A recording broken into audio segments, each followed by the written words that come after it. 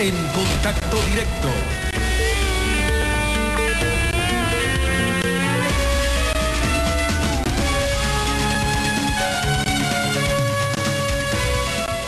El derrumbe del petróleo, la inminente llegada del Niño y la contracción de las actividades económicas exigen medidas que apuntalen la dolarización y se apalanquen en el superdólar. Pero el ambiente preelectoral que proyecta el paquete de enmiendas con las reelecciones indefinidas parece condicionar a los protagonistas. Uno de ellos está hoy con nosotros, Guillermo Lazo. Buenos días, bienvenido a Contacto Directo. Muy buenos días, Alfredo, gracias por la invitación. ¿Cómo lo condiciona su precandidatura presidencial? ¿Tendría que tomarse medidas que a un candidato presidencial no le conviene mencionar? Mire, Alfredo, yo creo que el Ecuador atraviesa por dos momentos difíciles. Uno de carácter político y otro fundamental de carácter económico. La llave para solucionar esos dos problemas las tiene el presidente de la República. Para la primera, si no quiere archivar el paquete de enmiendas, que es lo que le pide la población mayoritariamente en las calles, bueno, que llame a una consulta popular y que permita que los ecuatorianos con libertad nos podamos expresar en las urnas y digamos si la tesis del gobierno es la correcta o es la tesis de la oposición la correcta. Ese sería el camino adecuado para zanjar este problema y de esa manera concentrarse en el problema económico, que es el problema que está afectando a la familia ecuatoriana, por un incremento del costo de la vida y en muchos casos por la pérdida de empleo. En su visita de esta semana a la frontera norte, pudo palpar los estragos en el comercio de Tulcán. Mire, ¿se deben al superdólar o a las sobretasas que distorsionan el flujo comercial? Lo que pude apreciar en mi visita a la provincia del Carchi, la ciudad de Tulcán y San Gabriel, es realmente muy penoso, porque ahí se concentra todo el impacto negativo de un modelo correísta que no funciona porque depende de los altos precios del petróleo y del endeudamiento público. Pude apreciar que casi la mitad de los negocios han cerrado sus puertas y la otra mitad está vendiendo un 40% menos. Por lo tanto, no es suficiente con exonerar el anticipo de impuesto a la renta, porque si no hay negocio, no hay ganancia, y si no hay ganancia, no hay impuesto. Por lo tanto, eso no es suficiente. Además, lo que sucede en Carchi sucede también en otras ciudades del Ecuador, Guayaquil, Quito, Ambato, Cuenca. Por lo tanto, en la coyuntura, el gobierno debería ampliar ese decreto a todo el territorio nacional para que la mediana y la pequeña empresa del Ecuador no pague el anticipo de impuesto a la renta. Pero también es importante que donde más se siente es en las fronteras, porque también en la frontera sur. O sea, el problema es en todo el país. El problema es en todo el país. ¿Por qué? Porque no funciona. No funciona el modelo correísta. Le voy a usar un ejemplo muy sencillo. La libra de pollo, el precio de venta en Ipiales es de 93 centavos. Y el costo de producción en Ecuador es de aproximadamente $1.15. Entonces, ¿qué deberíamos hacer para ser competitivos? Bajar los costos de producción y especialmente los componentes de impuestos. Un importador de insumo agrícola o insumos para la actividad avícola tiene que pagar el impuesto a la salida de divisas, tiene que pagar las sobretasas arancelarias, tiene que pagar el anticipo de impuesto a la renta. Por lo tanto, lo que corresponde es que el gobierno haga sacrificios, eliminando la sobretasa arancelaria, recortando el exceso de impuestos y haciendo ajustes en el gasto del gobierno. Porque en Tulcán es evidente que lo que necesita la población es dinero para seguir produciendo y los ciudadanos poder sentir que el dólar es una moneda fuerte y dura y que les permite comprar más de lo que compraban en el pasado. Ahora, si aspira a llegar a la presidencia, obviamente preferiría encontrar una economía manejable antes que un caos.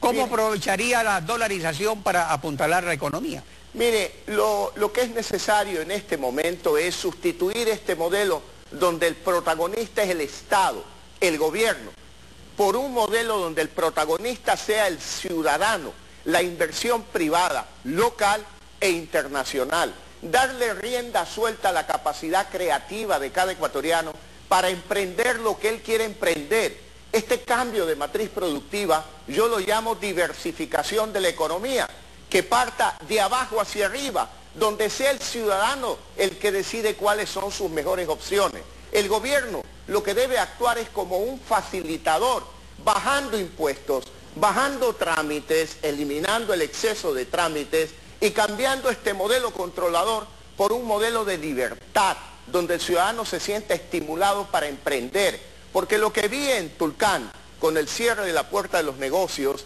es impactante, pero impacta más cuando uno se pone a pensar qué hay atrás del cierre de un negocio. Lo que hay atrás es la pérdida de empleo.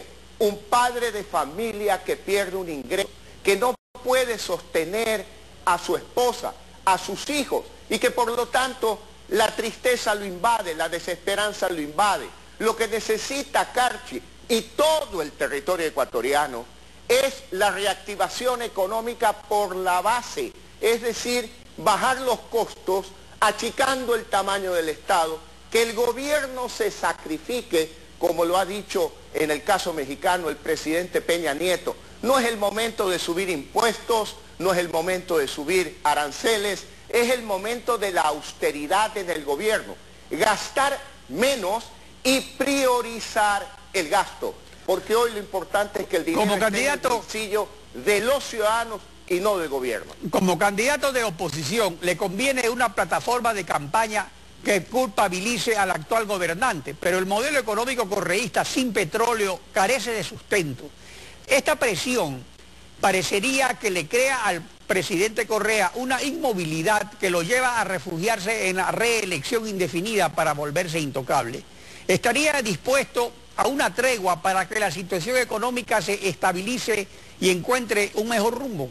Yo creo que para un político responsable la prioridad es la familia ecuatoriana, su calidad de vida, proteger el empleo, evitar que suba el costo de la vida. Y le contesto con claridad, yo estoy dispuesto a un diálogo absolutamente sincero, abierto, serio, donde tenga un objetivo fundamental, proteger el empleo en el Ecuador y hacer todos un esfuerzo para apoyar todas las políticas públicas necesarias para defender el empleo en el Ecuador, para proteger la calidad de vida de los ecuatorianos, porque todo gobernante del mundo busca que su moneda sea fuerte, para que sus ciudadanos tengan capacidad adquisitiva. No puede ser posible que estemos renegando de que el dólar es muy fuerte. Eso es lo que beneficia a un ciudadano. No podemos decirle, oiga, padre de familia, ahora que se inicia el periodo escolar en la sierra, usted sea patriota, no vaya a Ipiales a comprar los cuadernos y los libros, compre en Ecuador. ¿Cómo va a ser eso un padre de familia si aquí le cuesta el doble que en Colombia? Y la preocupación de un padre de familia es cuidar a su esposa, cuidar a sus hijos. Él no tiene que pensar en la estabilidad de una industria o de 4 o 5 industriales en el Ecuador. El que tiene que pensar es un gobierno responsable, un gobierno que tenga que bajar impuestos, bajar aranceles, eliminar el exceso de trámites, cambiar una economía del Estado al sector privado, y así lograremos bajar los costos y que se vendan los productos en el Ecuador. Pero una cosa es con guitarra y otra con violín. Una desde la oposición y otra desde el gobierno. En la última sabatina se proyectó el siguiente video. Veamos. Diario El Universo, octubre de 1998. Voy a imponer el orden. Con esa frase, el banquero Lasso empezaba una campaña amenazante contra los ciudadanos que se manifestaban en las calles. No queremos apresarlo, pero la ley prohíbe bloquear calles y carreteras. No queremos recluirlo, pero la ley prohíbe paralizar los servicios públicos. No queremos arrestarlo, pero la ley prohíbe manifestaciones no autorizadas. No queremos detenerlo, pero la ley prohíbe alterar la tranquilidad y el orden público. El banquero Lasso decía entonces que la ley es la ley, y en base a ello, más de 100 detenidos en un solo día. La ley es la ley y todos estamos obligados a cumplirla. Es el mismo banquero que ahora llama a las calles a manifestarse. ¿Qué camino queda? Las calles, no hay más alternativa. Después de estar en ambas orillas, con la experiencia que ahora tiene, y en un eventual futuro, no como un funcionario subalterno, sino como presidente, ¿Cómo actuaría ante las protestas callejeras? Alfredo, una cosa son los actos vandálicos que sucedieron en el centro de Guayaquil en octubre de 1998, cuando rompían vidrios de los comercios, cuando incendiaban autos en el centro de las calles, rompían parabrisas y alcaldes de aquella época, no me refiero a Guayaquil, sino alcaldes de otras provincias, bloqueaban carreteras. Eso es una flagrante violación a la ley.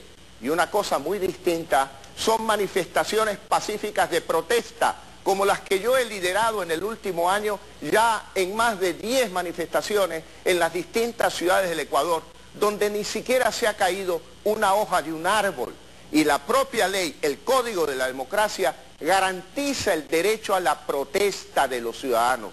Y obviamente, ¿cómo no salir a protestar si el costo de los útiles escolares ha crecido, si se bloquea el acceso de los ciudadanos a mercados más baratos como el de Ipiales, y un gobierno, en lugar de concentrarse en atender la reforma económica que impone la caída de los precios del petróleo y el cierre, porque ya de alguna manera la crisis china no permite al ilimitado endeudamiento del Estado ecuatoriano, en lugar de concentrarse en eso, sigue insistiendo en un paquete de enmiendas que sea aprobada de espaldas al pueblo ecuatoriano, cuando lo que cabe es una consulta popular.